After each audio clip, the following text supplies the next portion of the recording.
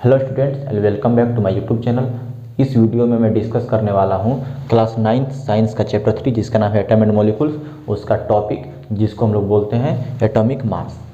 तो इस वीडियो में हम लोग समझेंगे कि एटॉमिक मास कैसे निकाला जाता है और इसके साथ साथ एटॉमिक मास को कहाँ से डिराइव किया गया, और उसके साथ साथ हम लोग पढ़ेंगे मॉलिक्यूलर मास और फार्मूला मास। तो चलिए हम लोग इस टॉपिक को शुरू करते हैं। जॉन डाल्टन की थ्योरी के हिसाब से अलग अलग एलिमेंट का जो मास होता था वो अलग अलग होता था। अब यहीं से शुरुआत हुई एटॉमिक मास की। मीन्स अलग अलग एलिमेंट्स के एटम को जब हम लोग तौलेंगे तो उनका मास भी अलग अलग आएगा, और इस तरह से हर एक एलिमेंट के एटम के मास को निकालना जरूरी था। जब हर एक एलिमेंट के एटम के मास को निकाला गया तो उनका जो वैल्यू था वो आता था 10⁻⁻⁴ में, जो कि एक बहुत ही स्मॉल वैल्यू होता था। अब साइंटिस्ट के सामने या केमिस्ट के सामने ये प्रॉब्लम खड़ा हो गया, ये समस्या हो गई कि इतने छोटे वैल्यू वाले नंबर्स को याद करना बहुत ही मुश्किल काम था, या फिर इनके साथ मैनेज करना या डील करना या फिर किसी भी इक्वेशन या प्रॉब्लम्स को सोल्व करना बहुत ही टफ काम होता था, बहुत ही मुश्किल होता था। तो उन्होंने कुछ उपाय लगाया ताकि इस समस्या का समाधान हो सके और कुछ ऐसा वैल्यू को यूज किया जा सके जिसको कि याद करना इजी हो या फिर उसको इजीली हैंडल किया जा सके। उनके सामने एक और समस्या खड़ी हो गई थी, एक और प्रॉब्लम उनके सामने था कि एटम्स जो कि बहुत ही छोटे पार्टिकल्स होते हैं उनके मास को कैलकुलेट करना बहुत ही मुश्किल काम था, और अलग अलग एलिमेंट्स के एटम का मास डिफरेंट होता था। तो इस प्रॉब्लम को सॉर्ट आउट करने के लिए, इस समस्या के समाधान के लिए उन्होंने जिस कार्बन एलिमेंट को लिया उस एलिमेंट के एटम का मास था 12, और वो कार्बन कौन सा था, तो वो था जिसको हम लोग जानते हैं C12 के नाम से। मतलब कि कार्बन के वो एटम्स जिनका कि मास 12 होता है। अब इस 12 को क्या किया गया, तो 12 अलग अलग पार्ट्स में डिवाइड कर दिया गया। तो एक कार्बन का मास हो गया कितना, तो 1/12। अब उस कार्बन के 1/12 पार्ट को, मतलब कि 1/12वें हिस्से को ले करके और उसको एक स्टैंडर्ड यूनिट मान करके और इस तरह से दूसरे एलिमेंट्स के मास के साथ कंपेयर किया गया। जैसे कि अगर हम लोग हाइड्रोजन को रखें तो हाइड्रोजन के एक एटम का मास किसके बराबर आया, तो इस 1/12 के एक पार्ट से, मतलब कि कार्बन के 12वें हिस्से के बराबर हाइड्रोजन का एक एटम का मास आया। तो उससे हम लोग निकाल लिए रिलेटिव मास। तो इसके लिए स्टैंडर्ड यूनिट जिसका यूज किया गया वो था 1/12 into mass of 1 carbon 12 isotopes. Isotopes क्या होते हैं, तो आइसोटॉप्स मतलब कि वैसे एटम जो कि सेम एलिमेंट के होंगे लेकिन उनमें जो मास होगा, उनका जो भार होगा वो अलग अलग होगा। तो कार्बन का 2 आइसोटॉप होता है। पहला होता है कार्बन जो कि 12 मास वाले, और दूसरे कार्बन होते हैं जो कि 14 मास को शो करते हैं। मतलब कुछ कार्बन का मास 12 होता है और कुछ कार्बन के मास 14 होते हैं। तो यहाँ पे C12 वाले आइसोटॉप को लिया गया क्योंकि ये हाईली स्टेबल था। तो इस C12 मतलब कार्बन 12 आइसोटॉप्स का 1/12 पार्ट को यूज किया गया, और उससे अलग अलग एलिमेंट्स के मासेज को जब रिलेट किया गया तो उसको नाम दे दिया गया AMU। मतलब कि AMU इसका फुल फॉर्म होता है एटॉमिक मास यूनिट।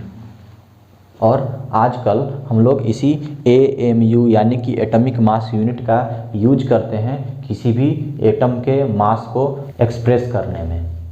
कभी कभी कुछ केमिस्ट या कुछ साइंटिस्ट लोग AMU के जगह पे एक दूसरे यूनिट को यूज करते हैं जिसको वो लोग बोलते हैं डाल्टन। और वो किसके ऑनर में, तो जॉन डाल्टन का ऑनर में, जो कि इस AMU का थ्योरी दिए थे। अब इसका सिंबल होता है DA, लेकिन इसको IUPAC ने क्या किया, तो मान्यता मतलब कि इसको वैलिडेशन नहीं दिया, और इस चलते ये अनऑफिशियली यूज किया जाता है। अब यहाँ पे एक क्वेश्चन उठ सकता है कि व्हाई कार्बन ओनली, मतलब कि कार्बन को ही क्यों यूज किया गया किसी भी अलग एलिमेंट्स के मास को रिलेट करने के लिए। उससे पहले साइंटिस्ट ने ऑक्सीजन का यूज किया था और ऑक्सीजन को स्टैंडर्ड मानने से उनका एक फ़ायदा ये था कि ऑक्सीजन किसी भी एटम्स के साथ होल नंबर में कंबाइन होता था और उसका जो मास का रेशियो आता था वो होल नंबर्स में आता था। और दूसरा फ़ायदा ये था कि ऑक्सीजन हमारे एटमॉस्फेयर में या फिर हमारे सराउंडिंग में ईजिली अवेलेबल था। लेकिन बाद में ऑक्सीजन के साथ समस्या ये हो गई कि ऑक्सीजन अलग अलग एलिमेंट्स के साथ जल्दी रिएक्शन कर जाता था और वो अलग अलग कंपाउंड्स को बना लेता था और इसके साथ साथ उसके आइसोटॉप्स भी डिफरेंट मास के मिल जाते थे। इन सब से बचने के लिए साइंटिस्ट ने और बहुत सारे अलग अलग एलिमेंट्स पे रिसर्च किया और लास्ट में ये कंक्लूजन निकाला कि इस सिचुएशन में कार्बन क्या होता है तो सबसे ज़्यादा स्टेबल होता है, हाईली स्टेबल होता है। और उसके बाद उन्होंने इस कार्बन को ही स्टैंडर्ड मान लिया और इसके उन्होंने जिस आइसोटॉप का यूज किया वो था C12। अब अगला टॉपिक है ग्राम एटॉमिक मास। तो साइंटिस्ट लोगों ने एक प्रॉब्लम को फेस किया, वो ये था कि एटम्स के मास को जो कि काफ़ी स्मॉल नंबर्स में था या फिर उसका वैल्यू बहुत स्मॉल था, उसको बड़े यूनिट पे कैसे यूज किया जाए। तो जैसे कि हम लोग मान लेते हैं कि हाइड्रोजन जिसका सिंबल होता है H, उसका एटॉमिक मास यूनिट को जब कैलकुलेट किया गया AMU तो वो आया 1 और AMU इसका हम लोग जो सिंबल देते हैं वो होता है U, स्मॉल u। हाइड्रोजन के एक एटम के मास को जिसको कि हम लोग 1U बोलते हैं उसको उन्होंने कन्वर्ट कर दिया ग्राम में। मतलब कि कुछ हाइड्रोजन एटम्स जिनका कि मास हो गया कितना तो 1 ग्राम।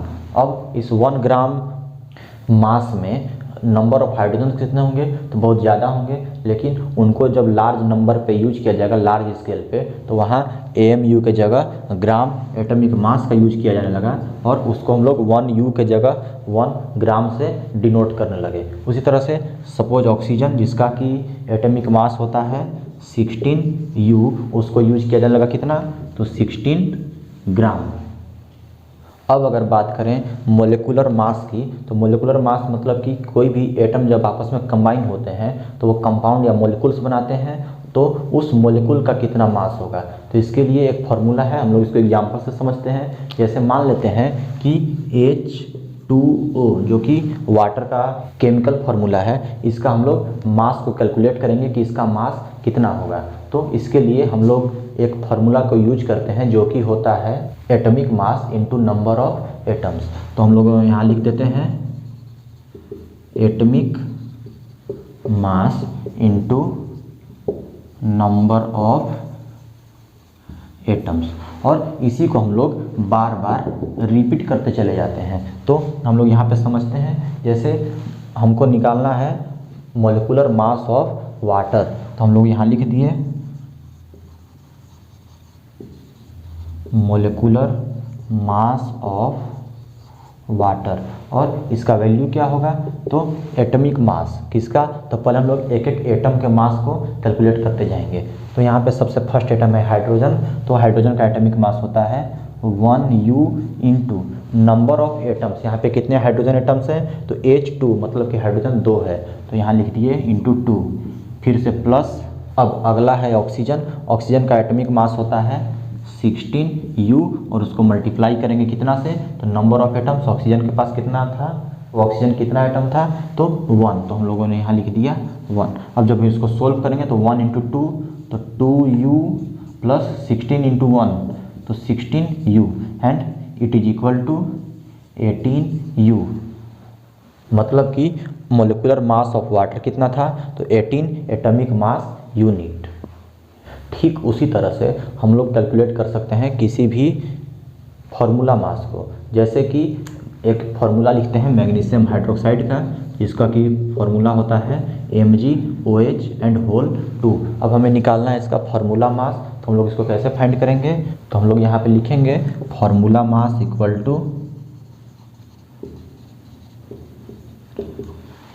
जो फार्मूला भी हमने यूज किया था क्या था वो तो एटॉमिक मास, मतलब कि मैग्नीशियम का एटॉमिक मास कितना होता है तो 24, तो यहाँ हमने लिख दिया 24U इंटू मैग्नीशियम कितना एटम तो 1 plus O means oxygen, oxygen का एटॉमिक मास 16U इंटू, अब यहाँ पे ऑक्सीजन और हाइड्रोजन दोनों का जो नंबर है वो 2 है, मतलब कि ऑक्सीजन भी 2 है और हाइड्रोजन भी 2 है। तो इस सिचुएशन में O का भी यहाँ पे मल्टीप्लाई करेंगे 2 और प्लस H, मतलब हाइड्रोजन का एटॉमिक मास 1 यूनिट इंटू उसका भी नंबर हो गया 2। अब हम लोग इसको सोल्व कर लेंगे तो यहाँ 24 इंटू 1 24U प्लस 16 2 जा 32U प्लस 2 1 जा 2U, तो हमें मिला 24 32 एंड 2 मीन्स इन लोग को जब ऐड करेंगे तो 4 प्लस 2 6 एंड 2 8 2 एंड 3 5, तो हमें मिला 58U means 58 atomic mass unit. अब ये क्वेश्चन आप लोगों के लिए है, calculate the molecular mass of CO2, मतलब कार्बन डाइऑक्साइड मोलिकुल का मोलिकुलर मास फाइंड करें और नीचे कमेंट बॉक्स में कमेंट करके मुझे बताएं।